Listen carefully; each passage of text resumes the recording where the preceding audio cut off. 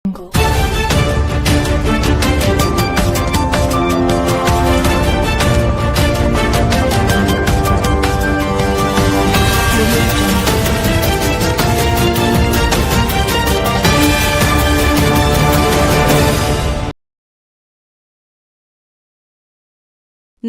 ವೀಕ್ಷಕರೇ, ಕರುನಾಡ ರತ್ನ ನ್ಯೂಸ್ಗೆ ಸ್ವಾಗತ ಸುಸ್ವಾಗತ.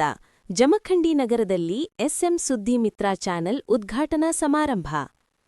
ಬಾಗಲಕೋಟೆ ಜಿಲ್ಲೆಯ ಜಮಖಂಡಿ ನಗರದ ನಂದಿಕೇಶ್ವರ ದೇವಸ್ಥಾನದಲ್ಲಿ ಸಂಪಾದಕರಾದ ಶ್ರೀಕಾಂತ್ ಮಠಪತಿ ಸಾರಥ್ಯದಲ್ಲಿ ಎಸ್ಎಂ ಸುದ್ದಿ ಮಿತ್ರ ಚಾನೆಲ್ ಉದ್ಘಾಟನಾ ಸಮಾರಂಭವು ದಿನಾಂಕ 14/2/2026ರಂದು ನಡೆಯಿತು.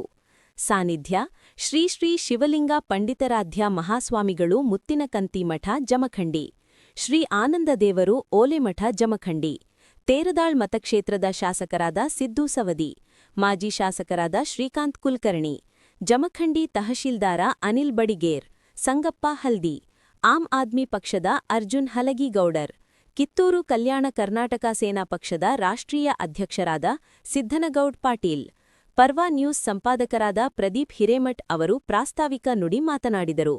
ಕಾಶಿನಾಥ್ ಹೊಸಮನಿ ನಿರೂಪಣೆ ಮಾಡಿದರು. ಬಾಗಲಕೋಟೆ ಜಿಲ್ಲಾ ಕಾಂಗ್ರೆಸ್ ಮಹಿಳಾ ಜಿಲ್ಲಾಧ್ಯಕ್ಷರಾದ ಸುಮಿತ್ರಾ ಗುಳಬಾಳ, ರತ್ನಾ ಸೇಠ್, ಪಿಬಿ ಹೈಸ್ಕೂಲಿನ ಎಸ್ಡಿಎಂಸಿ ಸದಸ್ಯರು ಪುಷ್ಪಾಕರ್ಣಿ, ಕಾಂಗ್ರೆಸ್ ಮುಖಂಡರು ಗಣೇಶ್ ಸಿರಗನ್ನವರ, ಬಿಜೆಪಿ ಮುಖಂಡರು ಕಾಶಿನಾಥ್ ಚನ್ನವೀರ್, ಬಿಜೆಪಿ ಮುಖಂಡರು Suresh Chagannavar, Basappa Kagawad, Prabhulingeshwara contractor Siddapur, Ramzan Nadaf, hostel warden Nilagunda Hanumanth, Batikurki, ಪಶುವೈದ್ಯರು ಲಕ್ಷ್ಮಣ್ ನಿಂಗನಗೌಡ, ದುಂಡಯ್ಯ ಹಿರೇಮಠ, ಶಿಕ್ಷಕರು ಕುಶಪ್ಪ ಮರನೂರ್, ಶರಣು ಮೂಲಂಗಿ, ಸಮಾಜ ಸೇವಕರು ಶ್ರೀಶೈಲ್ ಗಣಾಚಾರಿ, ಕೂಡಲ ಸಂಗಮ ಎಚ್ವೈ ಜರಾಳೆ, ಶಶಿಕಾಂತ್ ತೇರದಾಳ್, ಜಿಲ್ಲಾಧ್ಯಕ್ಷರು ಪ್ರೆಸ್ ಕ್ಲಬ್, ರವಿ ದೊಡ್ಡಮನಿ, ಕಾಣಿಪ ರಕ್ಷಣಾ ಸಂಘ ರಾಜ್ಯಾಧ್ಯಕ್ಷರು ಲಕ್ಷ್ಮಣ್ ಕಾಂಬಳೆ, ಕಾಣಿಪ ರಕ್ಷಣಾ ಸಂಘ ತಾಲೂಕಾಧ್ಯಕ್ಷರು ಯಶವಂತ್ ಕಲುತಿ, ಕಾಲಿಪ ಧ್ವನಿ ಅಧ್ಯಕ್ಷರು ಜಮಖಂಡಿ, ಎಲ್ಲ ಪತ್ರಿಕಾ ಮಾಧ್ಯಮ ಮಿತ್ರರು, ಎಲ್ಲ ರಾಜಕೀಯ ಮುಖಂಡರು ಭಾಗವಹಿಸಿದ್ದರು. ವರದಿ ರವಿ ದೊಡ್ಡಮನಿ, ಕರುನಾಡ ರತ್ನ ನ್ಯೂಸ್. ನಾವೆಲ್ಲರೂ ಚಂದವೋ ಚಂದ. ಈ ಕಾರ್ಯಕ್ರಮವನ್ನು ಅತ್ಯಂತ ಖುಷಿಯಿಂದ ಪ್ರಾರಂಭಿಸೋಣ. ನಮ್ಮ ಈ ಸಾಂಸ್ಕೃತಿಕ ಪರಂಪರೆಯಲ್ಲಿ ಎಲ್ಲ ಸ್ವಾಮಿಗಳಿಗೆ, ಮುತ್ತಿನಕಂತಿ ಹಿರೇಮಠ ಜಮಖಂಡಿಯವರಿಗೆ, ನಮ್ಮ ಪದಾಧಿಕಾರಿಗಳಿಂದ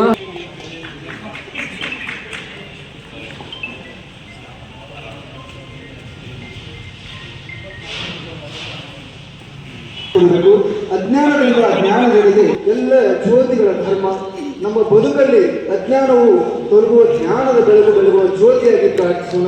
ಈ ಎಸ್ಎಂ ಸುದ್ದಿ ಮಿತ್ರ ನ್ಯೂಸ್ ಚಾನೆಲ್ ನಮ್ಮ ಜಿಲ್ಲೆಯಲ್ಲೇ ಅಷ್ಟೇ ಅಲ್ಲ, ಇಡೀ ರಾಜ್ಯ ಮಟ್ಟದಲ್ಲಿ ದೇಶದಲ್ಲಿ ಈ ಚಾನೆಲ್ನ ಬೆಳಕು ಪ್ರಜ್ವಲಿಸಲಿ ಎಂದು ಎಲ್ಲ ವೇದಿಕೆ ಮೇಲೆ ಇರ್ತಕ್ಕಂಥ ಒಂದು ಜ್ಯೋತಿಯನ್ನು ಬೆಳೆಸುವುದರ ಮೂಲಕ ಈ ಎಸ್ಎಂ ಸುದ್ದಿ ಮಿತ್ರ ನ್ಯೂಸ್ ಚಾನೆಲ್ನ ಉದ್ಘಾಟನಾ ಒಂದು ಕಾರ್ಯಕ್ರಮವನ್ನು ನಡೀತಾ ಇದೆ.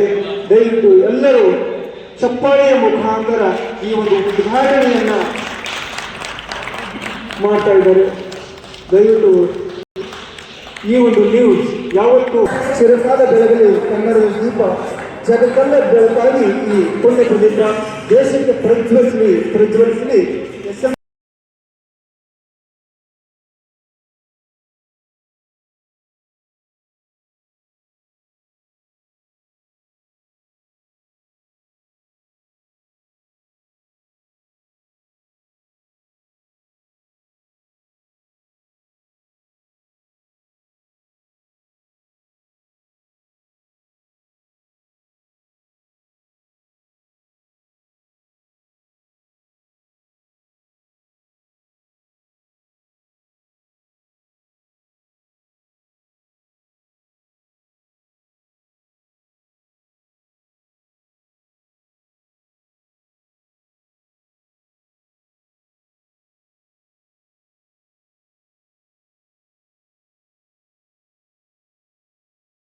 ಉಳಿಸ್ಕೊಂಡು ಬೆಳೆಸ್ಕೊಂಡು ಗೌರವದಿಂದ ನಡೆಸ್ಕೊಂಡು ಹೋಗುವಂತಹ ರೀತಿಯಲ್ಲಿ ಹೋಗ್ಬೇಕೇ ವಿನಃ ಒಂದು ಮಾಧ್ಯಮ ಅಂತಂದ್ರೆ ಕೇವಲ ಒಂದು ಜಾತಿಗೆ ಮೀಸಲಿರಬಾರ್ದು, ಕೇವಲ ಒಂದು ಪಕ್ಷಕ್ಕೆ ಮೀಸಲಿರಬಾರ್ದು, ಕೇವಲ ವ್ಯಕ್ತಿಗತವಾಗಿ ಒಂದು ಮಾಧ್ಯಮ ಮೀಸಲಿರಬಾರ್ದು. ಅದಕ್ಕೆ ಮಾಧ್ಯಮ ಅಂತಲೂ ಕರೆಯಂಗಿಲ್ಲ. ಒಂದು ಮಾಧ್ಯಮ ಅನ್ನೋದು ಸಾಮಾಜಿಕ ಚಿಂತನೆಗಳನ್ನ, ಇದಷ್ಟೇ ಅಲ್ಲದೆ ನಿಜವಾದ ಪ್ರತಿಭೆಗಳನ್ನು ಬೆಳೆಸುವಂತಹ ನಿಟ್ಟಿನಲ್ಲೂ ಕೂಡ ಮಾಧ್ಯಮದ ಕರ್ತವ್ಯ ಬಹಳಷ್ಟು ಪ್ರಾಮುಖ್ಯತೆಯನ್ನು ಪಡ್ಕೊಳ್ಳುತ್ತೆ. ಆ ಒಂದು ನಿಟ್ಟಲ್ಲಿ ಸುದ್ದಿಗಳನ್ನು ಬಿತ್ತರಿಸ್ಕೊಂಡು ಬರ್ತಾ ಇದ್ದಾರೆ. ವಿಶೇಷವಾಗಿ ನನ್ನ ಮಾಧ್ಯಮದ ಸ್ನೇಹಿತರು ಕೂಡ ಎಲ್ಲರೂ ಬಂದಿದ್ದಾರೆ, ಅವ್ರಿಗೂ ನಾನು ಅಭಿನಂದನೆಗಳನ್ನು ಸಲ್ಲಿಸ್ತೀನಿ. ಜೊತೆಗೆ ಈ ವೇದಿಕೆ ಮುಖಾಂತರ ತಮಗೆ ಹೇಳ್ಕೊಳ್ಳೋದೇನಂತಂದರೆ, ನಿಮ್ಮಲ್ಲಿರುವಂತಹ ಒಂದು ಪೆನ್ನನ್ನು ಕಡಗಕ್ಕೆ ಹೋಲಿಸಿರ್ತಾರೆ. ಅಂದರೆ ನೀವು ಏನು ಬರೀತೀರಿ ಅದು ಬಹಳ ಮುಖ್ಯ ಆಗತ್ತ ಅಂತ. ಇಡೀ ಒಂದು ವ್ಯವಸ್ಥೆಯನ್ನೇ ನಿಮ್ಮಲ್ಲಿರುತ್ತೆ. ಹಾಗಾಗಿ ನಿಮ್ಮ ಪೆನ್ನು, ನಿಮ್ಮ ಕ್ಯಾಮರಾ, ನೀವು ಮಾಡುವಂತಹ ಸುದ್ದಿ ಬೆಳವಣಿಗೆಯನ್ನು ಬಯಸಬೇಕೇ ಹೊರತಾಗಿ ಅದನ್ನು ಬೇರೆ ಕಡೆ ತಿರುಗಿಸುವಂಥ ಒಂದು ವ್ಯವಸ್ಥೆ ಆಗಬಾರ್ದು. ಈಗ ಮಾಧ್ಯಮಗಳು ಸಮಾಜವನ್ನು ತಿದ್ದುವಂಥ ಕೆಲಸ ಮಾಡಬೇಕು. ಅನ್ಯಾಯ, ದೌರ್ಜನ್ಯ, ಜನಸಾಮಾನ್ಯರ ಮೇಲೆ, ಶಕ್ತಿಹೀನರ ಮೇಲೆ ಆಗುವಂಥ ದೌರ್ಜನ್ಯವನ್ನು ಖಂಡಿಸುವಂಥ ಸುದ್ದಿಯನ್ನು ಬಿತ್ತರಿಸುವಂಥ ಕೆಲಸ ಆಗಬೇಕಂತ ಭಾಳ ಒಳ್ಳೆಯ ರೀತಿಯಿಂದ ಹೇಳಿದ್ದಾರೆ. ಇದು ಸುದ್ದಿ ಮಾಧ್ಯಮ ಅಂದ್ರೆ ಸಮಾಜದ ಸೇವಾ ದೃಷ್ಟಿಯಿಂದ ವಿಶೇಷವಾಗಿ ಕೆಲಸ ಮಾಡಬೇಕು. ಇದೊಂದು ಬಿಸ್ನೆಸ್ ಆಗಿ ತಗೋಬಾರ್ದು ಅಂದರೂ ಸಹಿತ ಈ ಸುದ್ದಿ ಮಾಧ್ಯಮಗಳ ನಡಿಬೇಕಾದ್ರೆ ಆರ್ಥಿಕ ಸಹಾಯ ಸೌಲಭ್ಯಗಳ ಬೇಕಾಗ್ತವೆ. ಅದಕ್ಕೊಂದು ಮಿತಿ ಇರಬೇಕಲ್ಲ. ಆ ಮಿತಿಯಲ್ಲಿ ನಾವು ಇದರ ಸೇವೆಯನ್ನು ಸಮಾಜಕ್ಕೆ ಕೊಟ್ಟಿದ್ರೆ ಒಳ್ಳೆಯದಾಗ್ತದೆ. ನಮ್ಮಲ್ಲಿ ಎಲ್ಲರೂ ಹೇಳ್ತಾರೆ 4 ಕಂಬಗಳು ಈ ದೇಶದ ಅಭಿವೃದ್ಧಿಗೆ: ಶಾಸಕಾಂಗ, ನ್ಯಾಯಾಂಗ, ಕಾರ್ಯಾಂಗ ಮತ್ತು ಪತ್ರಿಕಾ ರಂಗ. ಈ 4 ಕಂಬಗಳಿಂದ ಈ ದೇಶವನ್ನು ಎತ್ತರಕ್ಕೆ ತೆಗೆದುಕೊಳ್ಳುವಂಥ ಕಾರ್ಯ ನಡಿಬೇಕು. ಮತ್ತು ವಿಶೇಷವಾಗಿ ಡಾಕ್ಟರ್ BR ಅಂಬೇಡ್ಕರ್ ಅವರು ಬರೆದಿರ್ತಕ್ಕಂಥ ಸಂವಿಧಾನವನ್ನು ಪಾಲಿಸುವಂಥ ಜಾಗೃತಿಯನ್ನು ಮೂಡಿಸುವಂಥ ಕೆಲಸವನ್ನು ಸಹಿತ ಮಾಧ್ಯಮಗಳು ಮಾಡಿದರೆ ಭಾಳ ಒಳ್ಳೆಯದಾಗ್ತದೆ. ಮಾಡ್ತಾ ಇದ್ದಾರೆ, ಒಳ್ಳೆಯದು ಆಗ್ತದೆ. ನಿರ್ದಾಕ್ಷಿಣ್ಯವಾಗಿ, ಯಾಕಂದ್ರೆ ಕೆಲವೊಂದು ಈಗಾಗಲೇ ಹೇಳಿದ್ರು ಅವರು, ಇನ್ನೊಂದು ಮಾತು ಹೇಳಿದ್ರು ಪ್ರಾಸ್ತಾವಿಕ ಮಾತನಾಡೋರು, ಯಾವುದೇ ಒಂದು ರಾಜಕೀಯ ಪಕ್ಷಕ್ಕೆ ಸೀಮಿತವಾಗಿ ಮಾಧ್ಯಮ ಇರಬಾರ್ದು. ಕೆಲವೊಂದು ಅದಾವು, ಏನು ಮಾಡಂಗದ, ಅವರ ನಿಮ್ಮ ಮಾಧ್ಯಮದಿಂದ ಕಣ್ಣು ತೆಗಿಲಿ ಅಂತ ನಾ ಹೇಳ್ತೇನೆ. ಅದು ಅನ್ಯಾಯ, ನ್ಯಾಯ ಗೊತ್ತಾಗಲಾರ್ದ ಏನು ಬೇಕಾದಾಗಲಿ ಒಂದಕ್ಕೆ ಸೀಮಿತವಾಗಿ ಪ್ರಚಾರ ಮಾಡೋದು ಆಗಬಾರ್ದು. ನ್ಯಾಯ ನಿಷ್ಠುರತೆಯಿಂದ ಇರಬೇಕು. ಅದೇನೋ ಒಂದು ಇದ್ರಾಗ ಹೇಳ್ತಾರಲ್ಲ, ನಿರಂತರ ಏನಂದ್ರೆ ಅದು ನಿರ್ದಾಕ್ಷಿಣ್ಯ, ನಿರಂತರವಾಗಿ ಪತ್ರಿಕೆಯನ್ನು ನಡೆಸುವಂಥದ್ದನ್ನು ಆಗಿದ್ರೆ ಸಮಾಜಕ್ಕೆ ನ್ಯಾಯ ದೊರಕಲಿಕ್ಕಾಗ್ತದೆ. ಕೆಲವೊಂದು ಸ್ಥಿತಿಯನ್ನು ನಾವು ಅಡ್ಡಾಡ ಮುಂದೆ ನೋಡ್ತಾ ಇದ್ದೀವಿ. ನಿತ್ಯ ನೂತನ, ಚರಪುರಾತನ ಏನಂತ ಇಲ್ಲ, ಇನ್ನೊಂದು ಶಬ್ದ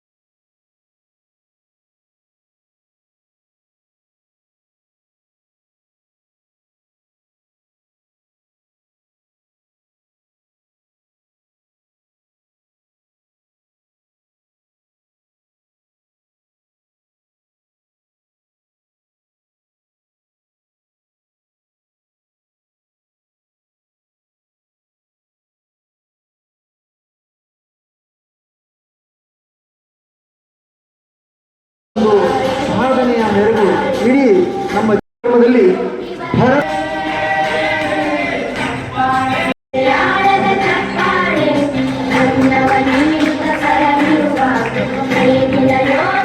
ಮುಂದಿನ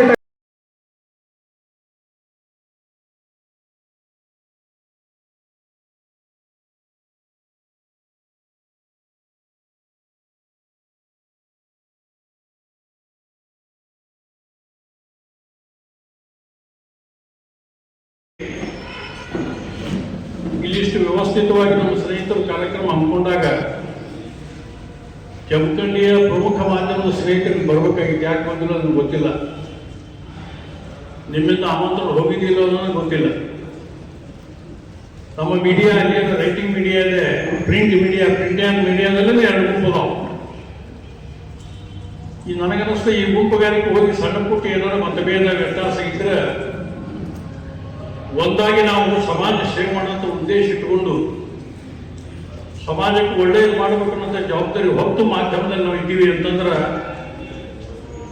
ಸ್ವಲ್ಪ ದೊಡ್ಡ ಮನಸ್ಸು ಮಾಡಿ ನಾವೆಲ್ಲ ಒಂದಾಗಬೇಕು ಅಂತೇಳಿ ನನಗನ್ನಿಸ್ತದೆ.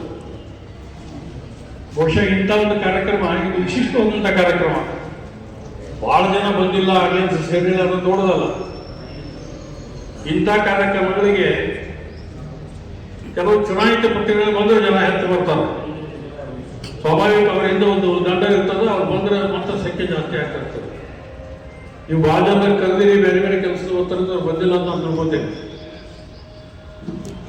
ಈ ಪ್ರಜಾತಂತ್ರ ವ್ಯವಸ್ಥೆಯಲ್ಲಿ ಡಾಕ್ಟರ್ ಬಾಬಾ ಸಾಹೇಬ್ ಅಂಬೇಡ್ಕರ್ ಬರೆದಂಥ ಸಂವಿಧಾನದಲ್ಲಿ ನಮ್ಮ ಸಿಂಧು ಸೌದಿಯವರು ಕೋಟ್ ಮಾಡಿದರು.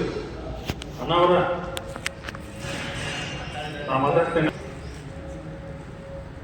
4 ಸ್ತಂಭಗಳು, ಒಂದು ಕುರ್ಚಿ, ಪ್ರಜಾತಂತ್ರದ ಕುರ್ಚಿ ಒಂದು ಸರಿಯಾಗಿದ್ದ ಕುರ್ಚಿ ಮೇಲೆ ಒಂದು ವ್ಯಕ್ತಿ ಕೂತಾಗ ಅವನು ಸರಿಯಾಗಿ ಕೂತ್ಕೊಂಡ್ಕೊಂಡು 3 ಕಾಲಿಂದ ಆಗೋದಿಲ್ಲ. 4 ಕುರ್ಚಿ ಬೇಕು, 4 ಕಾಲುಗಳು ಬೇಕಾಗ್ತಾವ.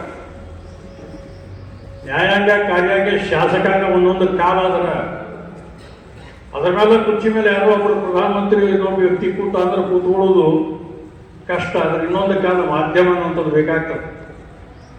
ಪ್ರಜಾತಂತ್ರ ಯಶಸ್ವಿ ಆಗಬೇಕಾದ್ರೆ ಈ ಮಾಧ್ಯಮದ ಅಗತ್ಯತೆ ಬಹಳ. ಅದರಿಂದ ಇವತ್ತು ಭಾರತ ಸ್ವಾತಂತ್ರ್ಯ ಸಿಕ್ಕು ಕೆಲವು ವರ್ಷಗಳ ನಂತರ ಇವತ್ತು ಬಹಳ ದೊಡ್ಡ ಪ್ರಮಾಣದಲ್ಲಿ ಜಗತ್ತಿನ ನಂಬರ್ 1 ಆಗುವಂಥ ಯೋಗ ಬಹಳ ಬೇಗ ಬರ್ತದೆ. ಇವತ್ತು ನಾವು ಸನ್ಮಾನ್ಯ ನರೇಂದ್ರ ಮೋದಿ ಅವರ ನೇತೃತ್ವದಲ್ಲಿ ಯಾವ ಸ್ಪೀಡ್ನಲ್ಲಿದ್ದೀವಿ ಅಂದ್ರೆ, ಕಾಂಗ್ರೆಸ್ಸಿನ NDA ಸರ್ಕಾರ ಇದ್ದಾಗ ನಾವು 7ನೇ ನಂಬರ್ 8ನೇ ನಂಬರ್ ಇದ್ದೀವಿ. ಈಗ ನಾವು 4ನೇ ನಂಬರ್ ತಲುಪೀವಿ. ಇನ್ನು ಬಹುಶಃ 1-2 ವರ್ಷದಾಗ 2ನೇ ನಂಬರ್ 1ನೇ ನಂಬರ್ ಆದ್ರೆ ಆಶ್ಚರ್ಯ ಇಲ್ಲ. ಆ ಥರ ದೊಡ್ಡ ಪ್ರಮಾಣದಲ್ಲಿ ಅಭಿವೃದ್ಧಿ ನಮ್ಮ ಜಗತ್ತಿನಲ್ಲಿ ಭಾರತ ದೇಶ ಅಂತ ಕಾಣ್ತಾ ಇದೆ. ಇದಕ್ಕೆ ಕಾರಣ ಅಂದ್ರೆ ಇಲ್ಲಿರುವಂಥ ಡೆಮಾಕ್ರಸಿ, ಇಲ್ಲಿರುವಂಥ ಪ್ರಜಾತಂತ್ರದ ವ್ಯವಸ್ಥೆ, ಇಲ್ಲಿರುವಂಥ ಸಂಸದೀಯ ವ್ಯವಸ್ಥೆಯಿಂದಾಗಿ ಸರ್ವ ರೀತಿಯಿಂದಲೂ ದೇಶಕ್ಕೆ ಮುಂದೆ ಬರಬೇಕು ಅನ್ನೋದು ಮಾಡುವಂಥ ಒಂದು ಪ್ರಯತ್ನ ನಡೀತಾ ಇದೆ. ನಮಗೆ ಹೆಮ್ಮೆ ಇದೆ, ನಮ್ಮ ದೇಶದ ಬಗ್ಗೆ ಹೆಮ್ಮೆ ಇದೆ. ಯಾಕಂದ್ರೆ ನಮ್ಮ ದೇಶ ನಿನ್ನೆ ಮನೆಯದಲ್ಲ. ಪಾಕಿಸ್ತಾನ ಯಾವಾಗ ಹುಟ್ಟಿತು, ರಷ್ಯಾ ಯಾವಾಗ ಹುಟ್ಟಿತು, ಅಮೆರಿಕ ಯಾವಾಗ ಹುಟ್ಟಿತು ಅನ್ನೋದು ಇಶ್ಯೂ ಹೇಳ್ತಾರೆ. ಭಾರತ ಯಾವಾಗ ಹುಟ್ಟಿತು ಅಂದ್ರೆ ಯಾರು ಇಶ್ಯೂ ಹೇಳಂಗಿಲ್ಲ. ಹೇಳ್ತಿದ್ರೆ ಹೇಳ್ಬೇಕು ಯಾರ್ಯಾರು. 25,000 ಕೋಟಿಯನ್ನ ಕೇವಲ 0.5% ಇರುವಂತ ನೌಕರಸ್ಥರಿಗೆ ವೇತನ ಕೊಡ್ತೀವಿ, ಲಂಚ ತಿನ್ನಲಾರ್ದ ಬದುಕಲಾರ್ದಂತ ಸ್ಥಿತಿ ಅವರು ತಲುಪಿಬಿಟ್ಟಾರ. ನಮ್ಮ ಪತ್ರಿಕಾ ಬಂಧುಗಳಿಗೆ ಹೇಳ್ತೀನಿ, ದಯವಿಟ್ಟು ಒಂದು ದೊಡ್ಡ ಜವಾಬ್ದಾರಿ, ಸಂವಿಧಾನಬದ್ಧ ಜವಾಬ್ದಾರಿಯನ್ನು ನೀವು ಹೊರತಾ ಇದ್ದೀರಿ. ಜಾತಿ, ಧರ್ಮ, ಮತ, ಪಂಥ, ಪಕ್ಷಗಳನ್ನು ಮೀರಿ ಸಮಾಜದ ಕಟ್ಟಕಡೆಯ ವ್ಯಕ್ತಿಗೆ ನ್ಯಾಯ ಕೊಡಿಸುವಂತ ದೊಡ್ಡ ಜವಾಬ್ದಾರಿ ನಿಮ್ಮ ಮೇಲಿದೆ. ಯಾವುದಕ್ಕೂ ಹೆದರಬೇಡ್ರಿ. ನಮ್ಮ ಹಿರಿಯರಾದಂಥ ಕುಲಕರ್ಣಿ ಸಾಹೇಬ್ ಹೇಳಿದ್ರು, ಯಾಕಂದ್ರೆ ಭಯ ಬಿದ್ರ ಈ ಸಮಾಜದೊಳಗ ನಿಮ್ಗೆ ಏನೂ ಬದಲಿ ಮಾಡಕ್ ಆಗೋದಿಲ್ಲ. ಭಯವನ್ನ ದೂರಿಟ್ಟು ನೀವು ಏನಾದ್ರೂ ಬದಲಿ ಮಾಡಕ್ ನಿಂತರ ಒಬ್ಬ ಪತ್ರಕರ್ತ ಇಡೀ ಒಂದು ತಾಲೂಕನ್ನು ಸುಧಾರಿಸಲಿಕ್ಕೆ ಸಾಧ್ಯವಿದೆ ಅನ್ನೋದನ್ನ ನಮ್ಮ ಹಿರಿಯರು ಹೇಳಿದರು. ಒಪ್ಪತಕ್ಕಂತ ಮಾತು. ಯಾಕಂದ್ರೆ ಇವತ್ತು ವ್ಯವಸ್ಥೆ ಏನಾಗ್ಬಿಟ್ಟದ ಅಂದ್ರ, ಸಾಮಾನ್ಯ ಜನ 95% ಜನರ ಕಡೆ ಕೇವಲ 5% ಆಸ್ತಿ, ಕೇವಲ 5% ಜನರ ಕಡೆ 95% ಆಸ್ತಿ. ಸಾಮಾಜಿಕ ಅಸಮತೋಲ ಅನ್ನೋದು ಬಹಳ ದೊಡ್ಡ ಪ್ರಮಾಣದಲ್ಲಿ ಹೋಗ್ಬಿಟ್ಟದ. ವ್ಯವಸ್ಥೆ ಕೆಟ್ಟದಂತೆ ನಾವು ಒಪ್ಕೊಳ್ತಾ ಇದ್ದೀವಿ. ಅದನ್ನು ಯಾವುದಕ್ಕೂ ಒಪ್ಕೊಳ್ಬೇಕು ಅಂತ ಹೇಳಿ ವೇದಿಕೆ ಮೂಲಕ ತಮಗೆ ಸೂಚ್ಯವಾಗಿ ಹೇಳಿ ನನ್ನೆರಡು ಮಾತುಗಳಿಗೆ ಉದಯ ಹೇಳ್ತೀನಿ. ನಮಸ್ಕಾರ. ಜೈ ಹಿಂದ್, ಜೈ ಪಾಲ್ಗೊಂಡಿರ್ತಕ್ಕಂಥ ಯಾವತ್ತು ಶ್ರೀಕಾಂತ್ ಅವರು ಬಹಳ ಜವಾಬ್ದಾರಿಯಿಂದ ಇವತ್ತೊಂದು ನ್ಯೂಸ್ ಚಾನೆಲ್ ಅನ್ನ ಉದ್ಘಾಟನೆ ಮಾಡ್ತಾ ಇದ್ದಾರೆ. ಅದಕ್ಕೆ ಪ್ರಥಮದಲ್ಲಿ ಶುಭವನ್ನ ಕೋರಿ, ವಿಶೇಷವಾಗಿ ತಮಗೆಲ್ಲ ಗೊತ್ತಿರುವ ಹಾಗೆ ಭಾರತ ದೇಶ ಬಹಳ ಶ್ರೇಷ್ಠವಾಗಿರ್ತಕ್ಕಂಥ ಇಡೀ ವಿಶ್ವದಲ್ಲಿ ಒಂದು ಆಧ್ಯಾತ್ಮಿಕತೆಯನ್ನು ಒಳಗೊಂಡಿರ್ತಕ್ಕಂಥ ದೇಶ ಅಂತಂದ್ರೆ ಅದು ಭಾರತ ದೇಶ ಅಂತಕ್ಕಂಥದ್ದು ಕೂಡ ನಾವೆಲ್ಲ ತಿಳ್ಕೊಂಡು ಬಂದಿದ್ದೇವೆ. ಆದರೂ ಕೂಡ ಇವತ್ತಿನ ಪರಿಸ್ಥಿತಿಗಳು ಭಾರತದ ದೇಶದ್ದು ಹೇಗೆ ಆಗಿದೆ ಅನ್ನೋದಕ್ಕೆ ಸಾಕಷ್ಟು ಉದಾಹರಣೆಗಳು ತಾವೆಲ್ಲ ಕೇಳ್ತಾ ಬಂದಿದ್ದೇವೆ. ಏನಾಗಿತ್ತು ಅಂತಂದ್ರೆ, ಜಪಾನ್ದವರು ಒಂದು ಮಷೀನನ್ನು ಕಂಡು ಹಿಡಿದಿದ್ರು. ಎಂತಹ ಮಷೀನು ಅಂತಂದ್ರೆ ಕಳ್ಳರನ್ನ ಹಿಡಿಯುವಂತಹ ಒಂದು ಮಷೀನ್ ಕಂಡು ಹಿಡಿದಿದ್ರು ಜಪಾನ್ದವರು. ಆ ಜಪಾನ್ದವರು ಎಲ್ಲಿ ಪ್ರಾರಂಭ ಮಾಡಿದ್ರಲ್ಲ, ಎಲ್ಲಿ ಫ್ಯಾಕ್ಟ್ರಿ ಸ್ಟಾರ್ಟ್ ಆಗಲ್ಲ, ಅಲ್ಲಿ ಏನಾದರೂ ಚಾಲು ಮಾಡಿದ್ರಂತ ಅಲ್ಲಿ 50 ಜನ ಕಳ್ಳರು ಸಿಕ್ಕೊಂಡ್ರು. 50 ಜನ ಅಲ್ಲೇ ಸಿಕ್ಕೊಂಡಿದ್ರಂತ. ಮತ್ತು ಅದನ್ನು ತಗೊಂಡು ಬಂದು ನಮ್ಮ ದೇಶಕ್ಕೆ ತಗೊಂಡ್ಬರ್ಬೇಕಲ್ಲ.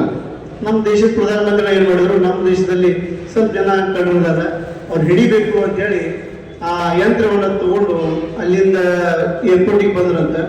ಏರ್ಪೋರ್ಟ್ಗೆ 3 ಜನ ಕಳ್ಳರು ಸಿಕ್ಕರಂತ. ಮತ್ತು ಅಲ್ಲಿಂದ ಏನು ಈ ವಿಮಾನದ ಮೂಲಕ ಭಾರತದ ದೇಶಕ್ಕೆ ತಗೊಂಡು ಬಂದ್ರಂತ. ಯಂತ್ರವನ್ನ ತಗೊಂಡು ಬಂದ 10 ನಿಮಿಷದೊಳಗ ಯಂತ್ರ ಗಪ್ಪಾಗಿತ್ತಂತ. 10 ನಿಮಿಷದಲ್ಲಿ ಅದೇನ ಕಳ್ಳರು ಹಿಡಿಯುವಂತ ಯಂತ್ರ ಗಪ್ಪಾಗಿಬಿಟ್ಟಿತ್ತು. ಅಂದ್ರೆ ಅಂತಹ ಪರಿಸ್ಥಿತಿಗಳು ಇವತ್ತು ನಮ್ಮ ಭಾರತ ದೇಶದಲ್ಲಿ ಅದಾವು. ಇನ್ನೊಂದು ಇದೇ ಸಂದರ್ಭದಲ್ಲಿ ನಾನು ಹೇಳ್ಬೇಕಾದದ್ದು ಮತ್ತೊಂದು ಏನ್ ವಿಚಾರ ಅಂತಂದ್ರೆ, ಹೀಗೆ ಸ್ವಲ್ಪ ವಿನೋದಕ್ಕಾಗಿ ಹೇಳ್ತಿರ್ತೀವಿ, 3 ದೇಶದ ಪ್ರಧಾನಮಂತ್ರಿಗಳು ಕೂಡಿದ್ರು ಅಂತ. ಅವಾಗ ಅಮೆರಿಕದವರು, ಜಪಾನ್ದವರು ಮತ್ತು ಇಂಡಿಯಾದವರು. ಅಮೆರಿಕದ ಪ್ರಧಾನಮಂತ್ರಿ ಕೇಳಿದ್ರು, ನನ್ನ ದೇಶದಲ್ಲಿ ಭ್ರಷ್ಟಾಚಾರ ಯಾವಾಗ ನಿರ್ಮೂಲನೆ ಆಗ್ತೈತಿ ಅಂತ. ಅವಾಗ ಇನ್ನೂ 50 ವರ್ಷ ಕಾಯ್ಬೇಕು ಅಂತ ಅಂದ್ರ ದೇವ್ರಿಗೆ. ಅವಾಗ ದೇವರಿಗೆ ಕೇಳಿದಾಗ ದೇವ್ರು 50 ವರ್ಷ ಕಾಯ್ಬೇಕಪ್ಪ ಅಂತಂದ್ರಂತ. ನೆಕ್ಸ್ಟ್ ಇನ್ನೊಂದು ಜಪಾನ್ದವರು ಕೇಳಿದ್ರು ಪ್ರಧಾನಮಂತ್ರಿ ದೇವರಿಗೆ, ನನ್ನ ದೇಶದಾಗ ಯಾವಾಗ ಭ್ರಷ್ಟಾಚಾರ ನಿರ್ಮೂಲನೆ ಆಗ್ತೈತಿ ಅಂತಂದಾಗ ಜಪಾನ್ ದೇಶದಾಗ ಹೇಳಿದ್ರಂತ ದೇವರ, ಇನ್ನೂ 80 ವರ್ಷ ಕಾಯ್ಬೇಕು ಅಂತಂದ್ರು. ಅವಾಗ ಅಮೆರಿಕ ದೇಶದ ಪ್ರಧಾನಮಂತ್ರಿ ಕಣ್ಣಾಗ ನೀರು ಬಂದು, ಆಮೇಲೆ ಜಪಾನ್ ಪ್ರಧಾನಮಂತ್ರಿ ಕಣ್ಣಾಗ ನೀರು ಬಂದು. ಆದ್ರೆ ಇನ್ನೊಂದು ಏನಾಯ್ತು ಅಂತಂದ್ರೆ, ಭಾರತ ದೇಶದ ಪ್ರಧಾನಮಂತ್ರಿಗಳು ಕೇಳಿದ್ರಂತ, ನನ್ನ ದೇಶದಾಗ ಯಾವಾಗ ಭ್ರಷ್ಟಾಚಾರ ನಿರ್ಮೂಲನೆ ಅಂತಂದಾಗ ಭಗವಂತ